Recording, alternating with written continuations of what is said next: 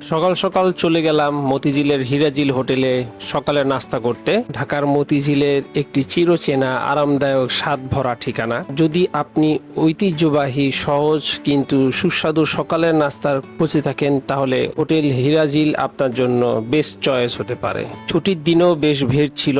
আমি অপেক্ষা করতেছিলাম আমার সকালের নাস্তার জন্য। আমি অর্ডার করেছি খাসির পায়া আর সাথে পরোটা। খাসির পায়া এখন দাম বেড়ে দাঁড়িয়েছে 240 টাকা আর পরোটা 20 টাকা করে। তাদের স্পেশাল আইটেম হচ্ছে খাসির পায়া, যা আসলেই ছিল অসাধারণ এবং এটা আমার খুব পছন্দের। তাছাড়াও রয়েছে সকালের নাস্তায় চিকেন স্যুপ, খাসির পায়া ও মুগ ডাল। খাসির পায়াটা কার কার খেতে পছন্দ হিরাজিল হোটেলে অবশ্যই কমেন্টসে জানাবেন। খাসির পায়াটা আসার সাথে সাথে আমি একটু লেবু চেপিয়ে নিলাম।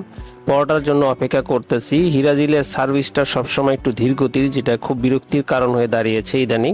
যাই হোক, পরোটা আসার সাথে সাথে খাওয়া শুরু করে দিলাম আমি।